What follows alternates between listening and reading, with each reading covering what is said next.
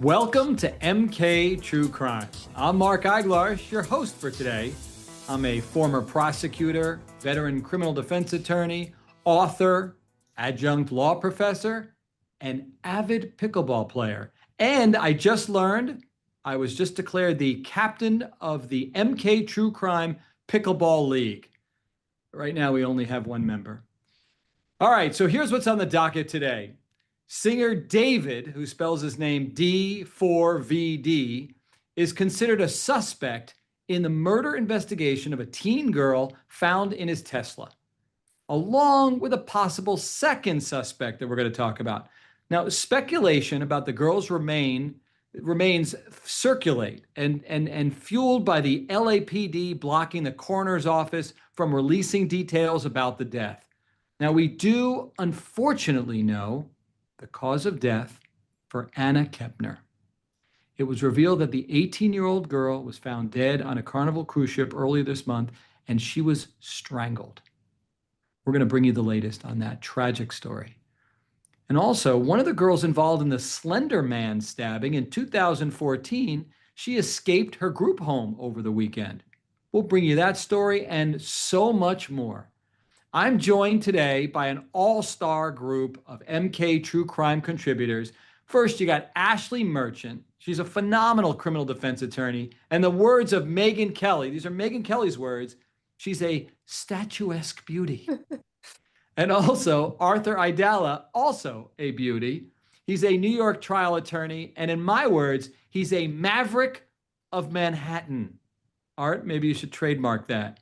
He's also my brother. He's a dear friend. And I'm not excited. Statuesque. Mark, I'm not statuesque. A little bit. When you had hair, you were a little taller. Anyway, it really is phenomenal to be able to hang out with you guys for an hour and talk about these cases. I really do want to hear what you have to say. You guys are buds of mine, and I really think you're great legal minds. And unlike all these other podcasters who talk about legal issues, we're attorneys who are taking a break from our busy schedules to do a podcast. So you're going to get some real life analysis, okay? Let's first talk about David. All right, this guy's a singer. I'm too old to know him, but apparently he's popular. And apparently he's not cooperating, which is no surprise. Investigators say that a 15-year-old body was found in the singer's car in September 2025. The death was of Celeste Rivas Hernandez. And David Anthony Burke is actually the real name of singer David. And police have not interviewed the singer, so we don't know anything from him. And the first thing I want to talk about, and I'll jump to you, Ashley, is, yesterday we're told by TMZ sources that the body had been decapitated, chopped up, it was frozen, thrown into the car. And today it's like erase, erase, erase. Sorry, no, that's not accurate. What do you make of that? What's true? I make out that nobody has a clue what happened to this poor girl. Nobody seems to know anything. They don't know how she died. They don't even know if it was natural causes. I mean, it could potentially, I know this is probably an unpopular opinion, she could have died from a drug overdose. And the actions that happened to her body after could be just a crime of covering up a death. It may not even be a murder at this point. So I think all of these different reports we're getting, was she decapitated? Was she cut up? Was she frozen? Was she thawed? What happened to her? Was she pregnant? I mean, I've even heard that. All of these different reports tell us that they don't really know anything about her. And, I think they're trying to keep it that way because the coroner has been asked, the medical examiner has been asked by the government, by the law enforcement, by LAPD to keep the results a secret. They applied for this secret warrant, to try and keep the results out of the public view and not to be transparent. And they got that. And so, we're not going to get any more information right now. Yeah, Arthur. Talk about desperate, though, Mark. Talk about desperate. And, you mentioned TMZ.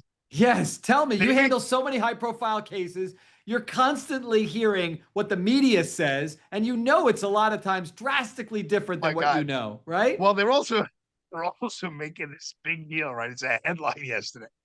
They're like, well, they're saying she was frozen, right? And they were able to get into David's apartment that he rented. And guess what's in his apartment? A freezer! Oh my God. And she's small enough to fit in that particular freezer. I'm like, come on, guys. I mean, I know you're going to sell the story. Like, I get it. I'm down with that. But we were born at night, last night. That's why he's a big suspect, because she's allegedly frozen, and now they're backtracking whether she was even frozen or not. But that he has a freezer in his apartment, and they went there months later. I mean, Ashley's right. They don't know what's going on. I'll tell you, I'm involved in a very similar case, though, out here in New York at the end of Long Island in Montauk. There's a beautiful young woman, Martha Nolan. She was found dead on a ship, a yacht out here in on the water in the boat. And we've done 2 autopsies, one marked by our friend, Dr. Bodden. We retained him on behalf of the family, and they can't figure out a cause of death.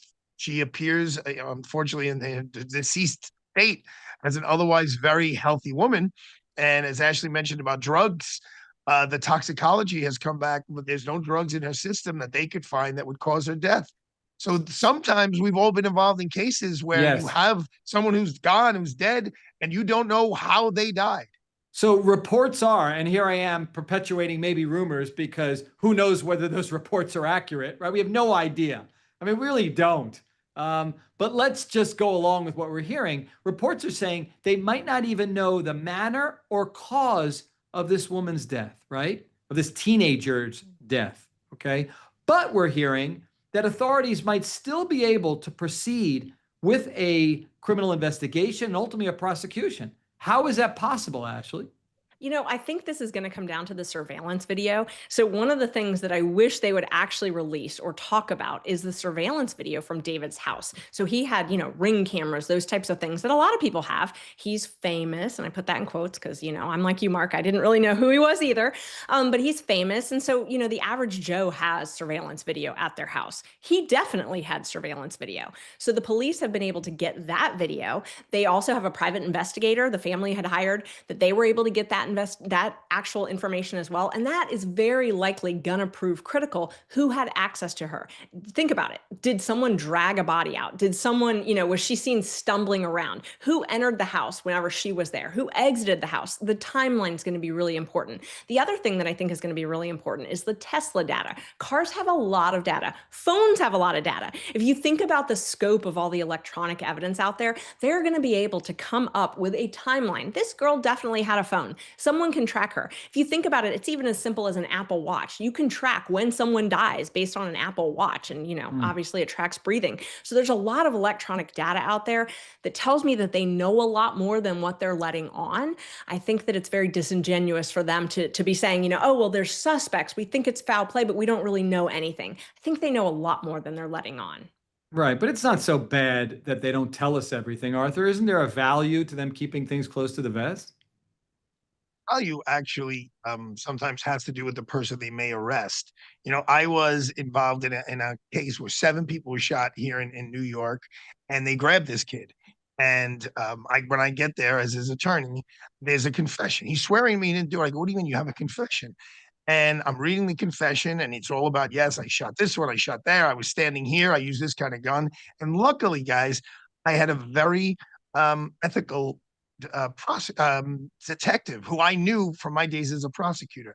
And he called me aside and he said, Art, something's not right here. I said, what? He goes, his confession doesn't jive with the facts of the case. He couldn't have been standing there. He couldn't have used that weapon. And sure enough, there was a non-ethical detective who forced him to write that a confession. So the less facts that are out there, and then someone comes in and you're questioning them, and they do give you some sort of a confession, and whatever motivation they may have to lie or make things up or confess, even if they don't mean to, the more pure maybe the investigation will be. But we all know, I don't remember a case where the medical examiner was forced not to release the results. I'm not saying it never happened. I just don't have a recollection of it ever happened. All right. Are we outraged by that? Ashley, do we have a problem with that? Isn't it better for the integrity of the investigation to not reveal certain things? I mean, I always think. And by the way, wait, hold on. I just want to throw in too. Go back to OJ. There were like a dozen or so people who confessed to doing that, right? So you kind of need to know independently whether somebody is regurgitating details from the media or whether they know it firsthand, right? Right. And the police always do that. They always withhold some type of information. But I also don't like convictions built on confessions. I think they're fallible. I think they should be built on actual evidence. People's memories are off, people's perception are off. I want actual evidence. I want this video evidence. I want DNA. I want some physical evidence that is not subject to human error, something like that. And what really bothers me about this is, let's just imagine for a minute that David didn't do it. Let's imagine he's innocent. Well, these little tiny leaks and speculation, and them not actually giving full information, that's causing him a great deal of harm. He had to cancel his show. And I'm just saying, imagine in your mind that he didn't do it, because he's innocent until proven guilty. He's lost endorsements. He's had to move. I mean, he's had to hide. He had to come back from his entire, international tour that he was doing. I mean, there's a lot of things that are happening before he's even been a suspect. And I better believe, and you better believe, that if they had any evidence that that man harmed her, he would be in custody. Well, he would be in custody. Absolutely. Like Ashley says, Artie, it's about getting evidence, right? So they did. Apparently, they got a search warrant and they went through his house. How do you handle it either way? Let's say they've got some stuff in there that might corroborate his involvement. Let's say they got nothing. You arguing he's framed like the Mona Lisa? What are you doing with that, Arthur? Well, a lot of times you don't know, what they've gotten. I mean, what they didn't get until there's been an arrest and you find out, oh, they went through his house and they found nothing. Look, I was peripherally involved in a homicide case here where they never had the body mark. They just had DNA of the deceased in the trunk of the car. That's enough for Matt Murphy. Matt Murphy gets convictions on those back in the day all the time. He brags about. And they just linked together some of the forensics. This was a while ago where everyone didn't have a Ring doorbell. Ultimately, there was a conviction without the deceased body. You don't even really know. You don't know if they're dead. But there's some statute that after a certain amount of time that they could be presumed dead, and the family, the next of kin, and all that stuff. So I don't know what they're going to do here. They have a lot more opportunity to get evidence, but Ashley's correct. If they had enough to give them probable cause to make this arrest, even if there wasn't enough to, at this point, to get a grand jury indictment, just to lock him down and know where he is. By the way, Mark, how do you spell his name again? D4vd. Whatever. No. How do you spell? D4vd. VD reminds me of your days in college, but go ahead. Oh, anyway, stop it. All right, so let's move this along. Let's move this along. Apparently, there's a second suspect, and we've got a clip we're going to play from our dear friend and fellow MK contributor, Mark Garagos. He knows a little bit more about this. Let's play that clip. They also clearly have yet another person that is a target of this, not just David, but they've got somebody else. And I haven't heard yet whether that person is talking or cooperating. But if it's anything like the feds, the first person in is the person who's going to try to talk or cut a deal. We need to talk about this. So my information is that the other suspect and or suspects has to do with dismembering the body. Is your information that this could actually have to do with her death? Yeah, and I've got a name, but I'm not going to put it out there. I've already been told a name as well. And a name of a suspect? Of another person besides him. And in connection with the death or the dismemberment? But they're not ruling anything out. Ashley, what do you make of that? It's Scott Peterson. That's the name. It's Scott Peterson. I think there was someone else involved anyway. I mean, it makes sense that someone else would be involved just given what we know. But particularly if you look at the submission that the police made, the LAPD actually filed something with the court to get this autopsy to be private, to not be released. And when they did that, they actually tipped their hat a little bit about they were concerned about witnesses and cooperating witnesses. And I think that was a tip of the hand where they were saying that they are actually talking with someone else who was involved. So I completely agree. There's got to be someone else involved at this point. Alrighty. Why? I mean, besides what Mark talked about the integrity in the investigation. Again, between the three of us, there's a lot of legal years of experience, and we know how rare it is. Like, I don't know. I mean, unless it was like that kind of murderer who always left a branding on someone. So, okay, well, if it comes out that it has the branding on it, we're going to assume it's that person, and that could affect the integrity. But if we find out that she was strangled or she was stabbed or there was a gunshot to her head or there's poison in her system, I don't really know. at this point, I'm trying to use my imagination. How would it screw up the investigation? Right. It is what it is. And that's what bothers me about it when they withhold this information. These investigations and arrests should be based on actual evidence, not something we withheld and we tricked someone into making a confession that matches the facts. It should be actual concrete evidence that is what it is. All right, let's talk about a case we know a lot more about for sure. And we'll be following that David case for sure. Do doctors have Black Friday sales? Do they? It's a good question. The doctors at Brickhouse Nutrition do. They just announced their Black Friday 30% off sale. That's their biggest of the year. The most impressive health and nutrition products in the industry are now 30% off. Like Lean, the doctor-formulated weight loss supplement for people who want to lose meaningful weight without injections. And 30% off Creatone, creatine designed just for women to help you look leaner, in shape, and toned without extra dieting or exercise. Even 30% off Field of Greens, a super fruit and vegetable drink they say was shown in a university study to actually slow aging. Yes, every Brickhouse product from Better Sleep to Superior Collagen is 30% off. But hurry, because these Black Friday deals go fast. Visit brickhousesale.com and save 30%. That's brickhousesale.com. One more time, brickhousesale.com. All right, so Anna Kepner, she was a teenager who was found dead on a Carnival Horizon cruise earlier this month. She died of asphyxiation resulting from a bar hold, which is an arm across the neck. Investigators found 2 bruises on the side of her neck. Sources say there were no signs of sexual assault. There didn't appear to be any drugs or alcohol in her system. She's was an 18-year-old cheerleader from Titusville, Florida. She was reported dead November 8th on this Carnival cruise ship. So tragic. I mean, my family's all home now. We're excited to go on our cruise, leaving out of Miami, the same port, and it's just horrible. She was found dead under a bed, wrapped in a blanket, covered by life vests, and all fingers are pointing at this step sibling. Arthur, tell us why. It was a combination of bad blood, them yelling, screaming, and then other witnesses saying he was infatuated with her. So, it seems like all fingers are pointing in his direction. I mean, the way body is and the way she's covered up, it's so sad.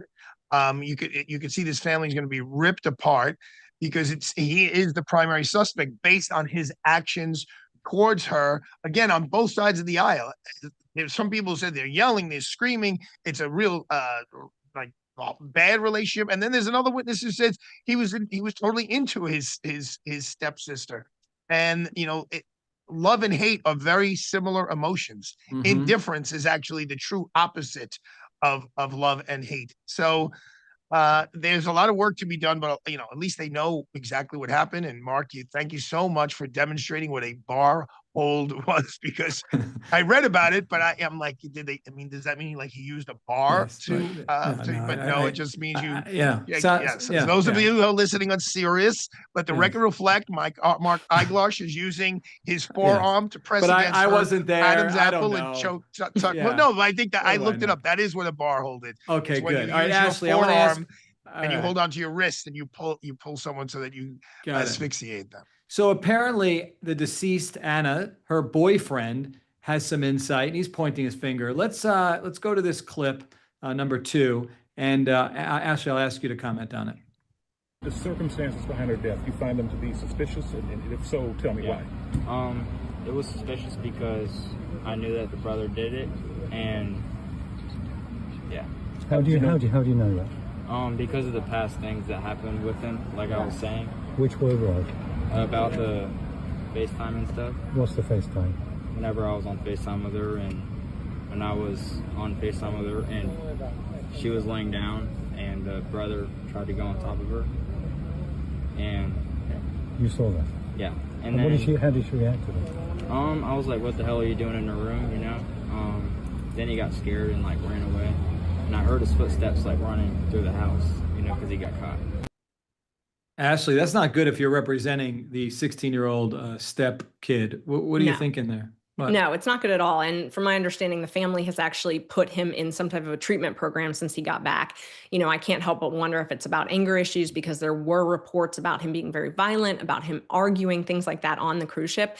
But you're about to get ready to go on a cruise, and this from cruising. And for those of our listeners that haven't gone on a cruise, they monitor every move. You have a key card, and one of the things that cruises always do is they monitor what you like, how much ice you like in your cup. They know everything about you. They know your preferences on wine, on dinner, what time you leave your room, all of that. How do they know that? Because they monitor you. They monitor everything. They are super observant of things, and they've got these key cards. And so every time you make any movement, that key card is swiped. It's swiped in the elevator, it's swiped in your room. And so they're going to be able to use that investigation and narrow down who actually had the opportunity to commit this crime. She was found in her room. I don't think it's rocket science how they're going to be able to narrow down who did this. It's going to be clear cut. And so I can't help but think that the family may know something based on what this ex-boyfriend is saying, and based on the fact that this stepbrother was quickly put into some type of a facility when he got home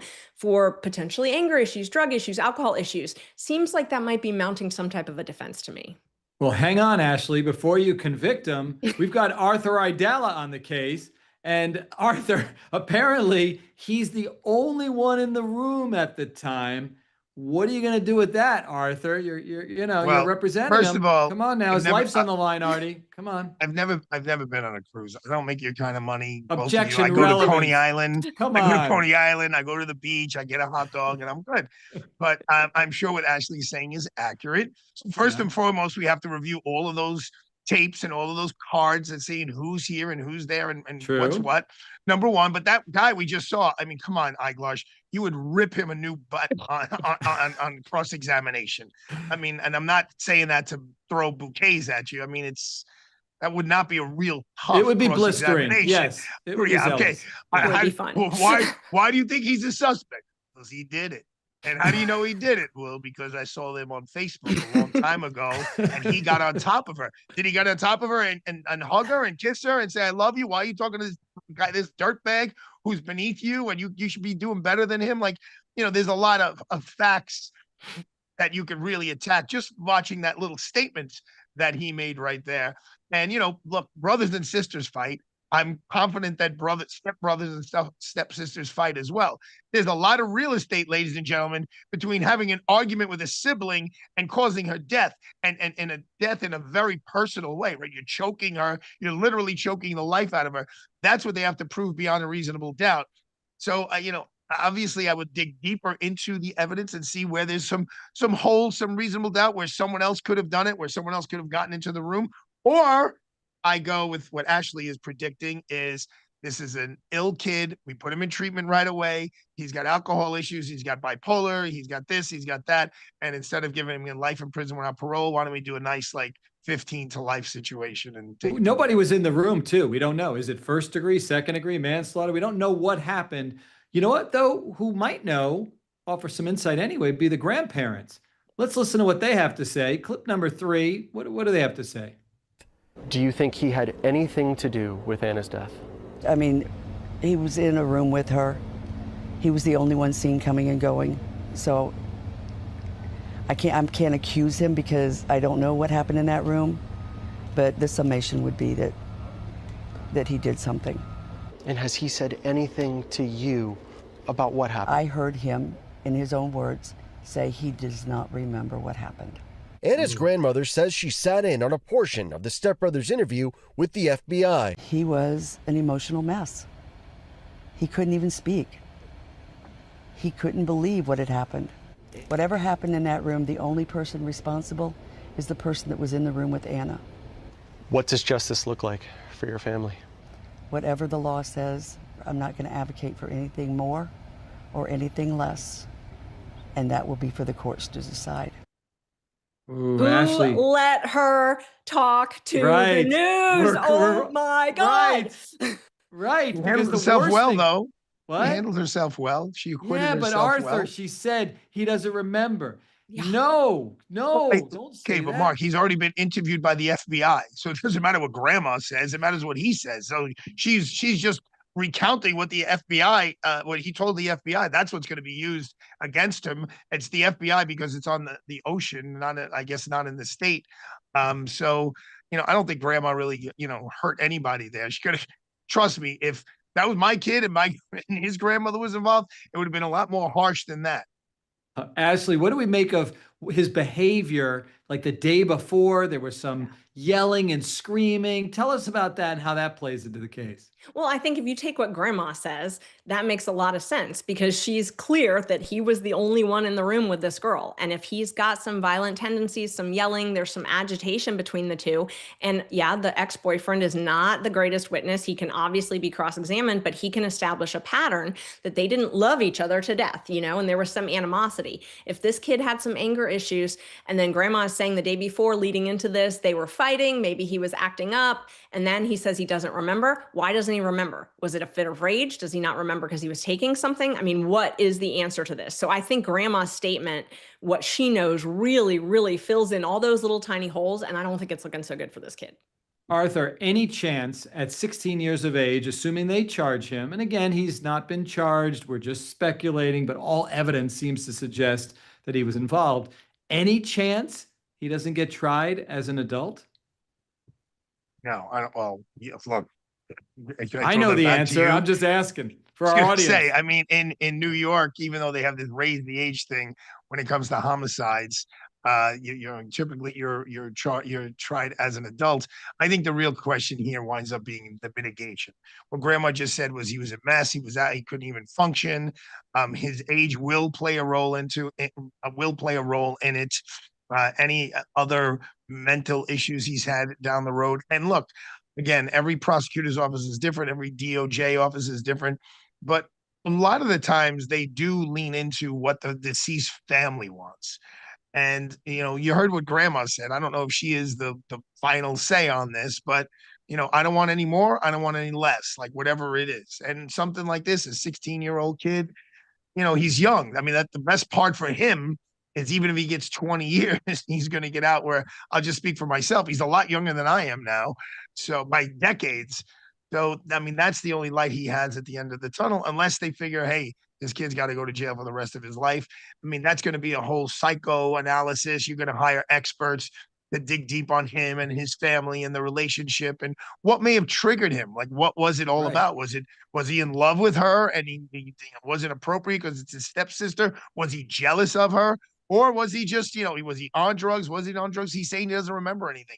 But as Ashley just appropriately stated, why doesn't he remember anything? So, there's a lot left to be seen here. I wanted to ask you guys a question since, he did cooperate and he did speak. In the case we just spoke about with David, the rapper, Ashley, do you let David, the rapper, speak? Mark, do you let David, the rapper, the big thing is he's not cooperating. He's not cooperating. He's not cooperating. Never, ever. The fish who kept his mouth shut never got caught. They have so many holes in that David case. Yeah. Is that in the book, Mark? Is that in the Choose Happiness book? Yeah, sure. The truth will never set you free with the police in a pretrial investigation.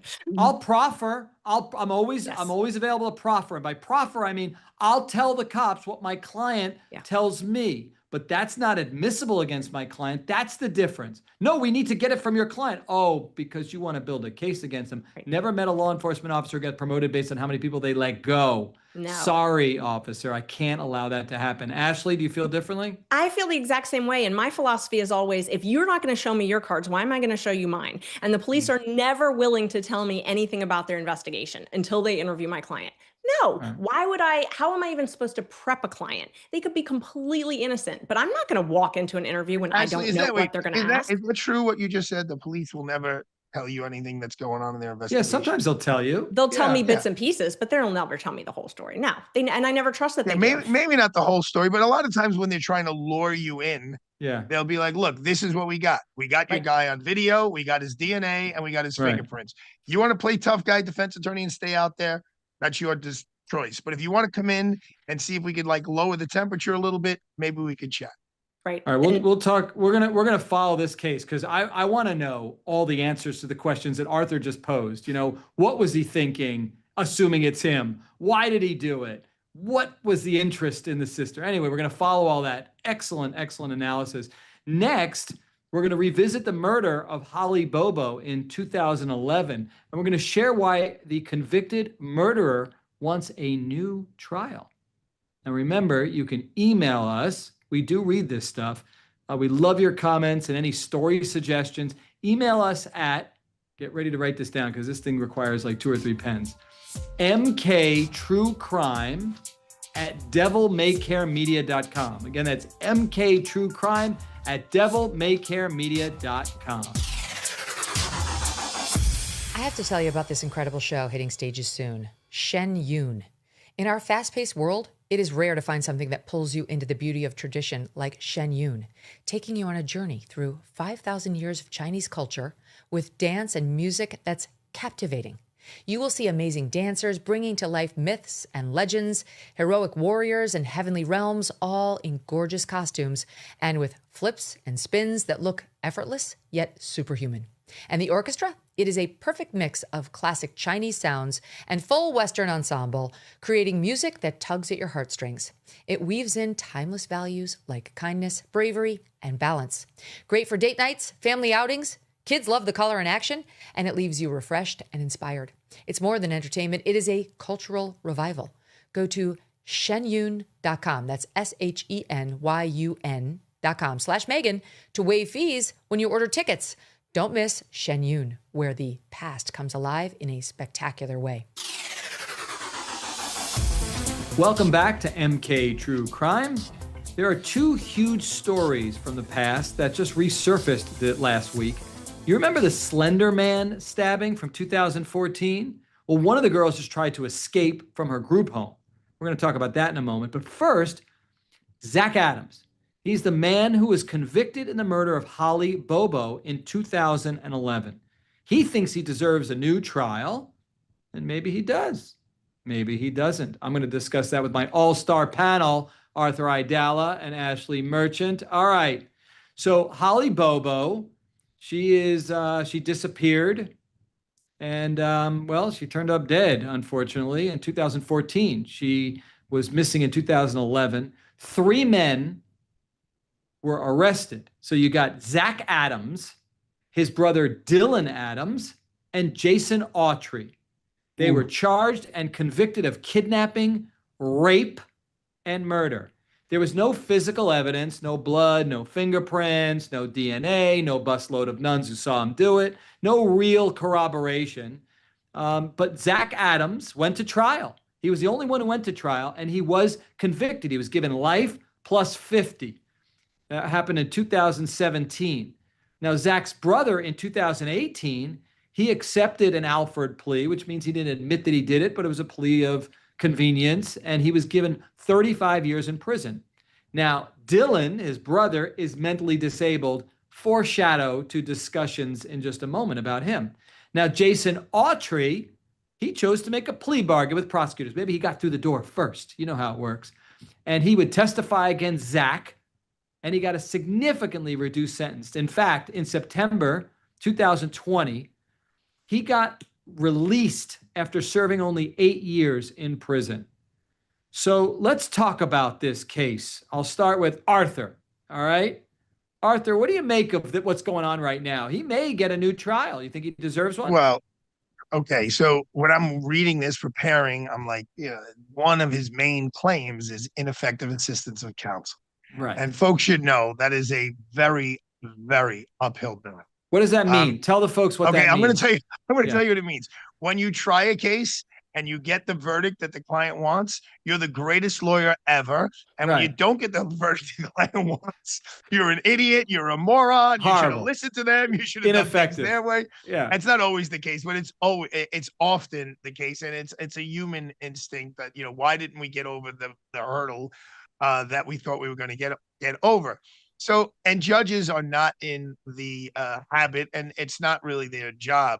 They're supposed to preserve verdicts. They're not supposed to say 12 jurors have sat here, heard all the evidence, reached a decision, and now me, this one guy I'm just a lawyer who got elevated to the position of a judge, I'm going to decide you're wrong and I'm going to throw it out. So it does not happen very often. When it does happen, it's typically by an appellate court, which is several judges agreeing that it wasn't a fair trial.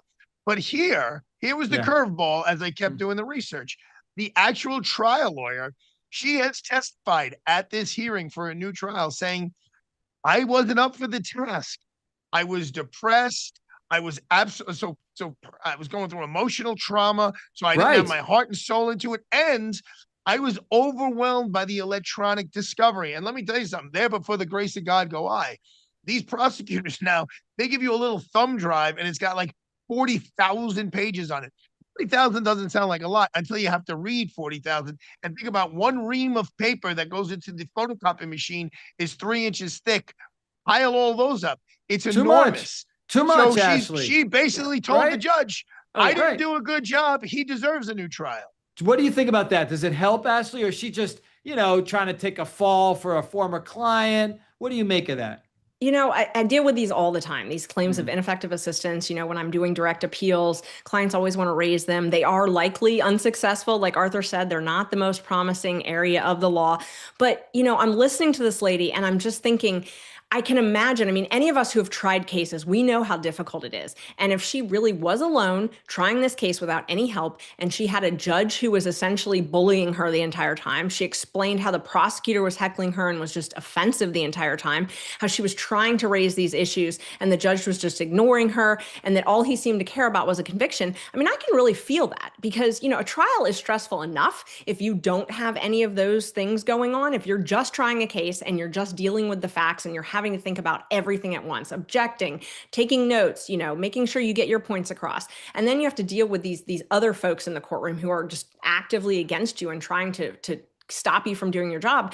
That bothers me. And I think that the system should really think about it a lot, because without a good, competent defense lawyer, we can have no faith in the outcome, none at all. And so if you've got a defense lawyer that's saying, you data dumped me, discovery, I didn't have the help I needed, I was, my mental health was suffering because you all were bullying me the entire time. That's something that we really need to think about, because the whole goal is we've got a person in custody for the rest of their life. Are they supposed to be there? Did they have a fair trial? Did they have due process? Well, if all of this stuff was going on, did they? Really.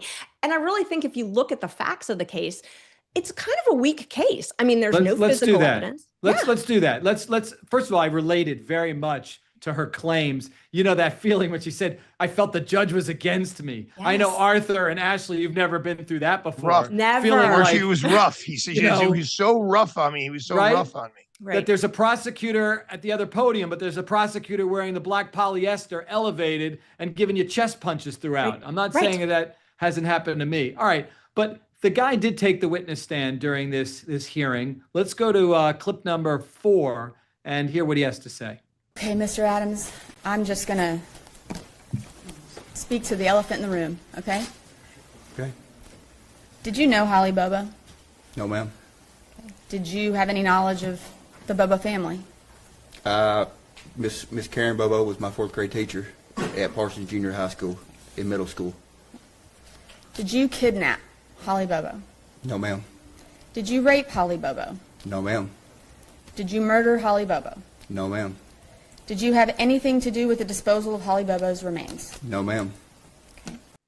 Well, there it is. Why don't they set him free? He said he didn't do it. And he said, ma'am. So he sounded very, very kind and professional, Arthur. What are we doing? Why are we holding this guy? You got to have a lot more than that. It's very really? easy to say no. But he said ma'am. He said ma'am. He did say ma'am. Doesn't sound like a rapist to me. There was not an overwhelming amount of evidence here, as you stated in the beginning of this segment. And this was a high publicity case, especially that time when it was going on.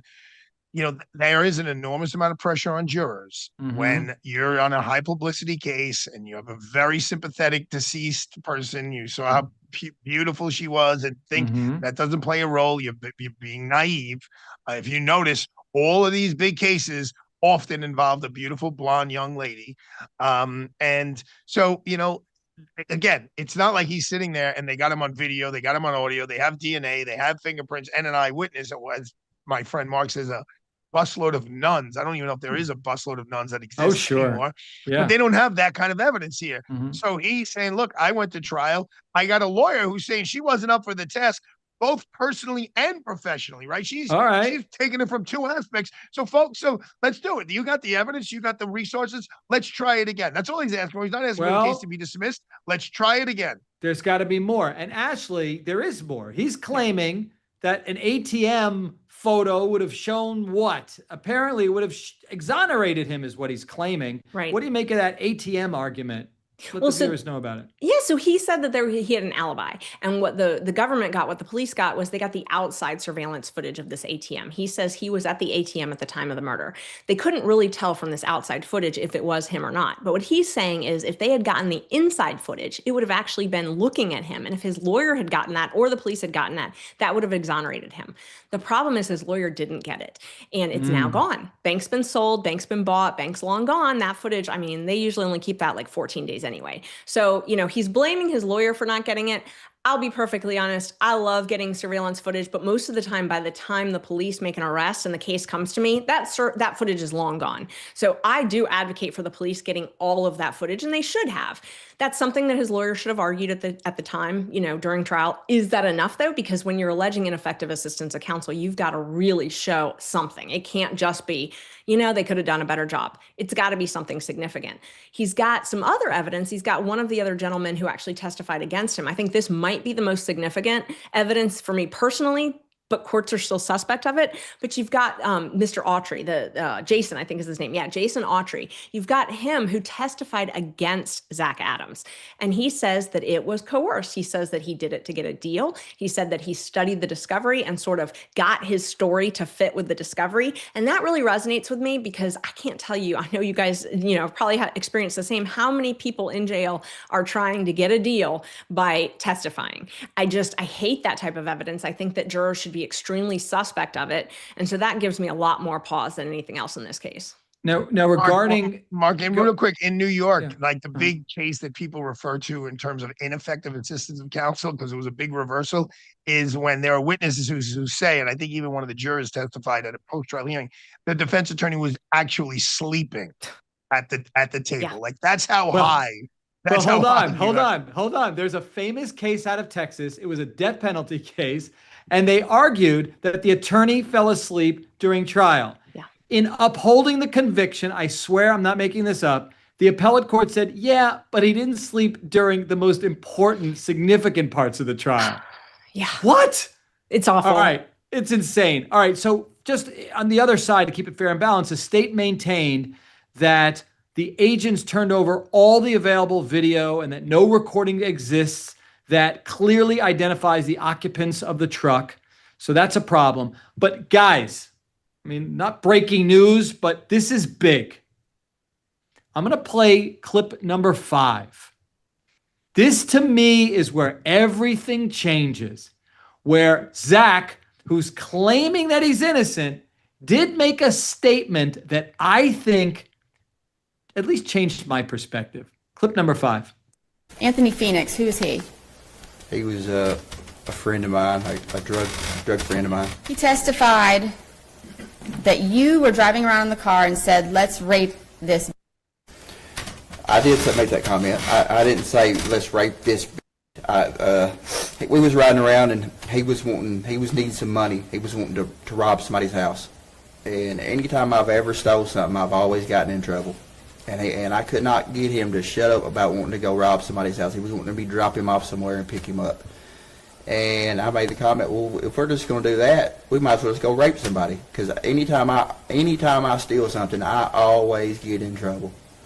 So that was, and after I said that, the wheels started turning his head, and I wasn't admitting nothing. I was just trying to get him off the track of going and stealing something, which he did. He didn't say nothing else about stealing nothing that night.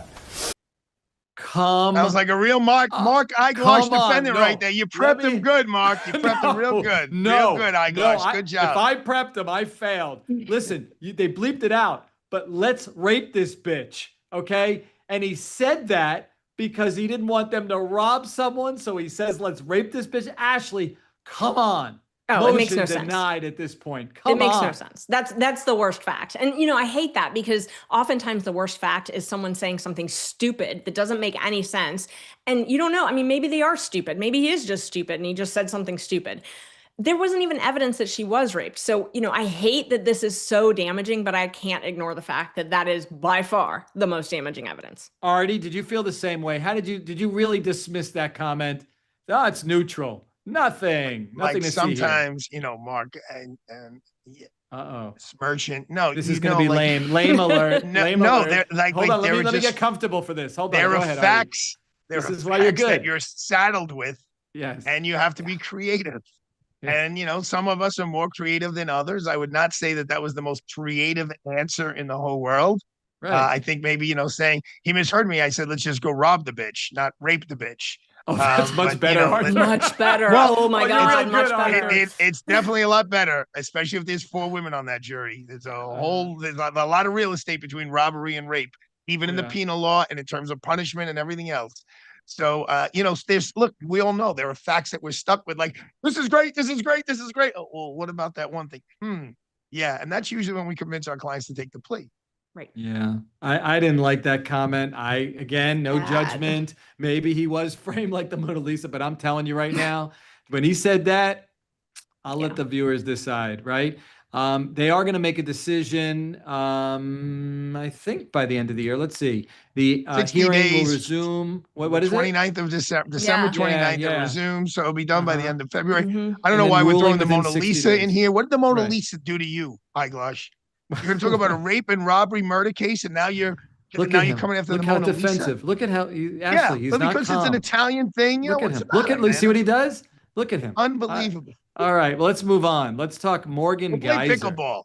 Let's talk Morgan Geyser. I'd like to go play pickleball. Let's finish this thing already. All right. So Morgan Geyser was 12 years old in 2014. How can you forget her and Anissa Weir? She was also 12. They lured a third classmate into the woods and they stabbed her 19 times, nearly killing her. This is not in dispute. Both of the defendants claimed they attacked the victim, who was named Peyton Leutner, to appease the fictional character Slender Man. They were both found not guilty by reason of mental disease or defect, which is extremely rare. In 2014, that was hard to do. And wow, they really must have been cuckoo for Cocoa Puffs. They really must have been disturbed.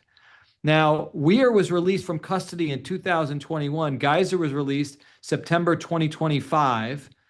And tell us what happened, Ashley. Why are we talking about this case again?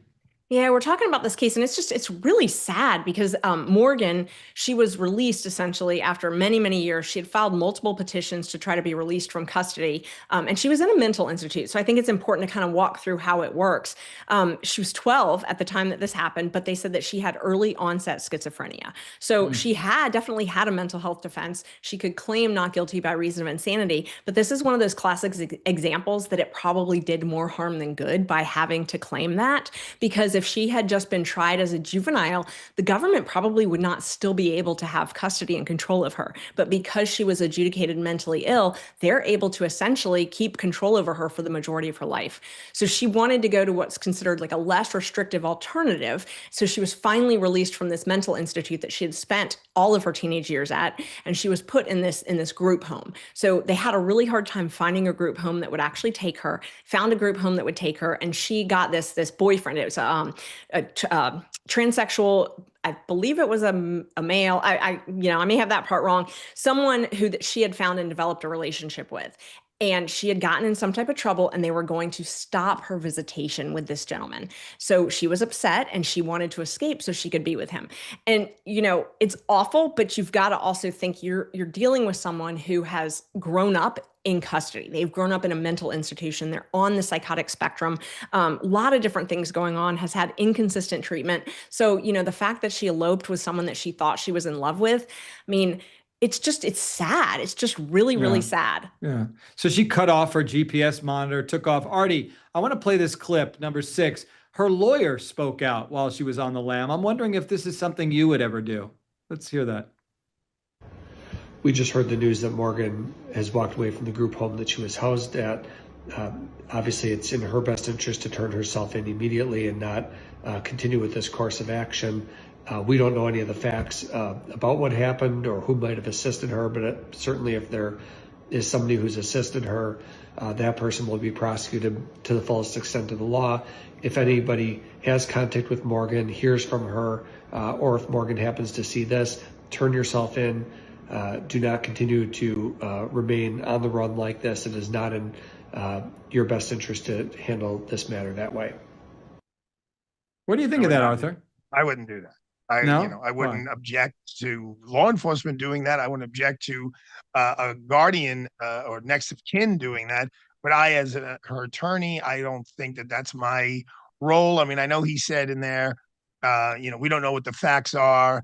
Then he's saying, whoever's helping her is going to get prosecuted to the fullest extent of the law. I don't think that's a criminal defense attorney's role to say that. So no, I would not do that. And people say, oh, are they going to get off in general? Are they going to get off on an insanity defense? When you do get off on an insanity defense, at least in New York, you wind up on a homicide. You wind up having more years incarcerated than if you got convicted, because doctors are the ones who make the decision about letting you out or not letting you out, as opposed to a parole board. And the doctors don't want to be the ones saying, yeah, we let him out, and then they went and killed somebody else. So obviously this 12-year-old at the time, they were totally screwed up. I'd see where the defense attorney is coming from about wanting them to come back. Hey, I just got you this insane situation where you're not behind bars. You're at liberty with this device on your ankle. But I mean, it also proves his case that she's got to be nuts, because you got to be crazy to do what she did. Ashley, were you concerned? They said that she was seen with an adult acquaintance around 8 p.m. on November 22nd. Do we have reason to still be concerned about this lady? I think so. I mean, I think that we've got to be concerned, because you have to think about how she's been raised. She's essentially spent her formative years in custody. So she hasn't had the opportunities to live outside of, custodial walls like the rest of the kids. And we just hope and pray. I know you have kids yourself. We hope and pray that they can survive to become adults. Parents weren't able to parent her. She was in the government's care. And so she's vulnerable. I know that most of society views her as a predator, but she's definitely vulnerable, and she's vulnerable. And the only thing she did was something she did at 12 when she was in a psychotic state. And so I am concerned, and I can see why this attorney was concerned about her well-being, because, she could do something far worse while she's on the run and ruin the rest of her life. And if she's properly treated and she does well, she has a chance at actually joining society again. Well, the good news is they found her, right? Yeah. They found her at a truck stop about 25 miles south of Chicago. She was with a 42-year-old man. Who is this dude, right? Yeah. What are his intentions? And they were charged with criminal trespass, obstructing identification, and he's since been released from custody. When the officers apprehended her, she's like, that's a he, Mike Losh, you going with? That was the one I wasn't sure. There are people listening to this on Sirius, so you have to describe Mr. Host the of the person. show. I don't get into that. All right. Well, okay, you don't get into. You're showing a picture. You're saying it's a he. He's got purple hair, fake boobs, and it's clearly a man. So it's not a he. I'm reading what I was told. It's a he being dressed up as a she. I believe you call that person a transgender person, correct? It's in the script, Iglosh. It's in the script. All right, Artie. It's a transgender. I'm not really going out on a limb here. Here's what I do know. I do know that when police approached her, she just said, "Google me. Just Google me. You'll figure out." Well, that's what Iglosh. Isn't that what you tell everyone? Hi, I'm Mark Iglosh. Google me. I'm Arthur Aidala. Don't you know who I am? Let me give you my list of clients. Come on. The difference between me and you is everyone knows who actually is. Like, oh, you're the one who brought down the big prosecutor. Right? That's it. All right. So more to come on that case, because listen, we're not done with her. What do you do with her, by the way? The ankle monitor didn't work. She cut that off. So she's going back in 100%. Any judge is putting her back in. And then what do you do now? You nail her down to the bed? How do you keep her there? Well, what do you do? You keep her in an institution that's monitored, and you keeping her going to the doctors. I mean, usually, again, I don't know this jurisdiction, but usually it doesn't end. Your supervision never ends when, or maybe you can. I mean, they're still supervising John Hinckley from 1980. Yes. So, or 81 or whatever the year was. So, they're just going to lock her in and start treatment again. And I don't think she's going to see the light of day for quite some time. Okay. Well, we have a lot more to talk about. I'm excited. The third segment of this case of this one is very exciting. We've got questions. We've got closing arguments. I can't wait to hear what you guys have to say in closing. We'll be back with that in just a moment. Throughout history, what's the first freedom tyrants try to silence? Religious liberty. Because when your rights come from God, not government, they cannot be taken away. You lose this freedom, you lose America. That is why First Liberty Institute is offering a free guide, America's First Freedom, the antidote to tyranny. As we approach America's 250th birthday, learn how to protect, defend, and celebrate this sacred right, just as our founders intended. Get your free copy today at firstliberty.org/Megan. That's firstliberty.org/Megan. Paid for by First Liberty Institute. All right, we're going to get to closing arguments and your mail in just a moment. But first, did you know that this show now can be heard on Sirius XM? That's right. Megyn Kelly's got her own channel. And as part of Megyn Kelly's podcast playlist, MK True Crime will air Tuesday at 10 a.m. Eastern and Saturdays at 9 a.m. and 10 a.m. on Sirius XM channel 111. Join us there. Okay. Now let's talk about. How about some mail? Why don't we Let's do the do mail? mail. I think Let's go to mail would right be now. good. All right. So from fellow attorney and fan of the show, Kelly, I love this show. She's a fellow attorney here in Colorado. I wish I had gone the criminal law route because I find it so interesting, she wrote. But she works in the more boring field of corporate compliance. Her question is, what really goes on behind closed doors in a defense attorney-client dynamic where culpability is overwhelming, but they continue to deny? I'm sure that's never, ever happened to either one of you, okay? You mean today? You mean today, right? Oh my goodness, every day. So a client so guilty, you know the client's guilty, but they say, I didn't do it. Ashley, take us into that dynamic. You know, I always tell clients I'm only as good as the information that you give me. So if you don't tell me the truth, then I am hamstrung and I can't necessarily do my job. Sometimes when clients are in that room and they tell me that they did it, or they tell me that they didn't do it and I know they did do it, we usually shift to talking about what's in your best interest. And if the government's going to be able to prove the case, oftentimes working out mitigation and trying to resolve it with some type of a negotiation is definitely going to be in their best interest. And so I always try to introduce that concept gently because it's just going to be in their best interest. And oftentimes closure is in everyone's best interest. What about you, Artie? I'm sure your clients are all she's innocent, right. But imagine. Right. No, she's right. And sometimes you got to put the evidence literally right in front of them. I represented a young man who was charged with murder in Brooklyn, New York. And for 2 years, he didn't do it. And the evidence was not overwhelming. There was just someone who was shot in a car from a guy on the sidewalk. He didn't do it. He didn't do it on his kids. He didn't do it on his mother. He didn't do it. And we literally picking a jury. The jurors are going to come in and we're going to start picking the jury. And I'm in front of a pretty stern judge. And he goes, all right, I got to talk to you. I go, bro, you can't talk to me. The jury's coming. And he's panicking. I go, judge. And she could see, the judge could see it. I'm like, all right. We go in the back where the judge's chamber, she gave us her room. And he goes, all right, I'm going to come clean with you. I did the murder. Now, for 2 years, he had done the murder. I go, okay. I go, okay, Aidala, now I gotta try to get you a plea. I want to plea. I go, okay, but why don't you want to plea? You tell me you did the murder. He goes, I'm going to be angry. I'm going to be mad. And every day in jail, I'm going to be angry. I'm going to be mad. I go, what are you going to be angry and mad at? He goes, you? Bad. I go, at me? What are you going to be angry and mad at me for? He goes, you were supposed to get me out of this mess. I go, oh, really? I go, I'm not the one who shot the guy in the car in front of the eyewitness.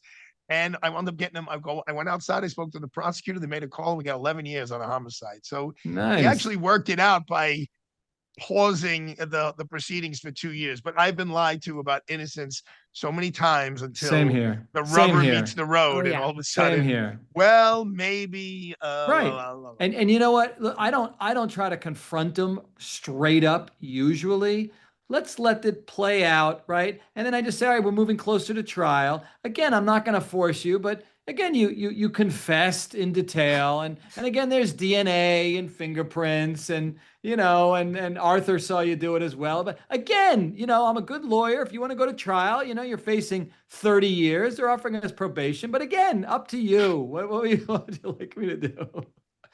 So, you see what they do. It All right, happens often. It does. All right. So great question. Thank you for letting us relive those experiences. All right. We're moving into closing arguments. And Arthur, are you ready for close? Yeah, I'm gonna keep it short and sweet as we're supposed to, and it's and I usually avoid the political topics, but it's very topical right now, especially where I'm seated in Midtown Manhattan. So I'm kind of in between the very very left leaning area of Lower Manhattan and the very very right leaning area of Staten Island. And I just want to compliment the very right leaning President Donald Trump and the very left leaning Mayor-elect Mamdani. They're both catching heat from their respective bases for being so nice to each other, the president of the United States and the mayor-elect of the city of New York. And I found it refreshing. I found it energizing. And I hope they could just detonate, at least there's a calm between them. These are two individuals who said some horrible things about the other person, but now they're in charge. The mayor's in charge of my city. The president's in charge of my country. The better they work together, the better it is for the citizens that I love here in the 5 boroughs. And what they say, New York sneezes, America catches a cold. And that was true definitely during COVID. So I kudos to the president for taking his personal feelings and his personal agenda and putting it to the side and looking at his hometown of New York, and to Mr. Mamdani, who kind of thumbed his nose at his own base. Probably wanted him to go in there and smack the president in the face, and he couldn't have been more respectful and deferential. Kudos to both of them. Thank you, Arthur. Nicely done. Good closing. Ashley, we're ready for your close. All right. Well, so I always try to talk about some aspect of the criminal justice system and the process to sort of educate the viewers on what's really happening behind the scenes. And you mentioned earlier in the show how we're actually practicing attorneys. So I want to talk a little bit about a case that I had last week. I had a jury trial, and it was a vehicular homicide case. I tried it in the great state of Georgia, not in the Atlanta area, but in another area. And the reason I want to talk about it, two things. First of all, I'm excited because I got a 23-minute record-breaking not guilty verdict. Never had one in 23 minutes, so I was excited about that. But the reason I want to talk about it, though, is charging decisions and plea options and things like that. It sort of kind of goes in with that question that we got from Kelly in Colorado. How do you talk to your clients about what they did and what they didn't do? It's particularly hard when they did something, but they're charged with something else. And that's what happened in this case. So my client had been involved in a car accident, and he was the cause of the car accident. That was undisputed. But he had committed a misdemeanor. And in the state of Georgia, if you commit a misdemeanor and a death results in a car accident, that is a misdemeanor vehicular homicide. But if the state wants to, they can charge basically whatever they want, and there's no repercussions. So because everyone was so upset about this case, they decided to charge him with a felony. Unfortunately for the state, it's only a felony if you commit the crime while you're under the influence of alcohol or while you're driving recklessly. And in this case, he failed to stop for a stop sign. It was not reckless driving. It was failure to come to a complete stop.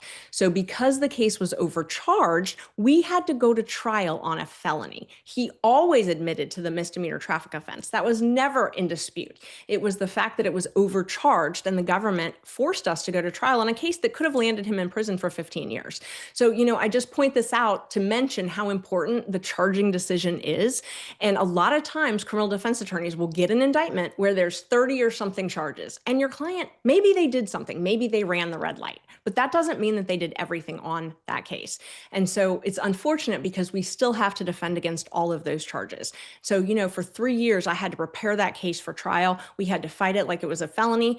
It is unfortunately a waste of judicial resources, a waste of the jury's time, but that is how our justice system works. So I'm happy that he was finally vindicated, but I'm sad for society because they lost out. That case should never have gone to trial. Excellent. Thank you, Ashley, for your closing. Here's mine. I have never been a fan of mandatory minimum prison terms, also known as minimum mandatories or min-mans. They are one of the most rigid and short-sighted failures in our criminal justice system. They were sold as consistency, but what they often actually create is guaranteed injustice. Instead of letting judges impose a fair sentence based upon the facts and the specific human beings in front of them and the unique facts of the case that they explore, mandatory minimums slams down a one-size-fits-all punishment. They ignore the context and the circumstances, and the law basically said, too bad, that's the number. That's what the lawyers and the legislators say, so that's it. That's what he gets. All those numbers are so harsh, they've turned the system into a plea coercion machine. So often prosecutors don't have to prove anything. They just dangle a mandatory decade, 25-year minimum mandatory, and suddenly even innocent people start to explore, should I take a plea? That's not justice. It's legalized intimidation. Mandatory minimums, they don't make us safer. They strip judges of discretion, they explode prison populations, and mechanically ruin lives. In my 33 years in the criminal arena as a former prosecutor, defense lawyer, I've actually seen numerous examples of judges, some veteran, well-respected judges, who are handing out at sentencing 10-year minimum mandatories, 25 years in prison, and they're like, sorry, I don't think it's appropriate, but my hands are tied. This is what I must do. That's not a justice system. That's a conveyor belt.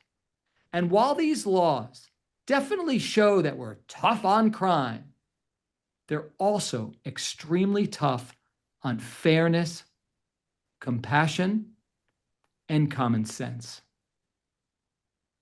Mark, to your point, here in the Southern District of New York, when the mandatory minimums and the guidelines were obligatory, I mean, the mandatory minimums are still mandatory, but the guidelines were obligatory.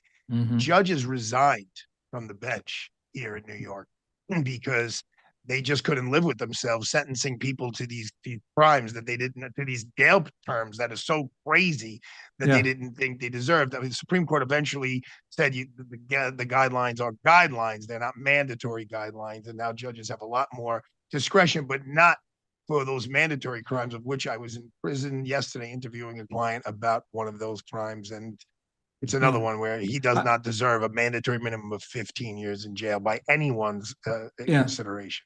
I remember one case back in the day where a woman agreed to take a suitcase from one place to the next. She knew that it probably contained something illicit.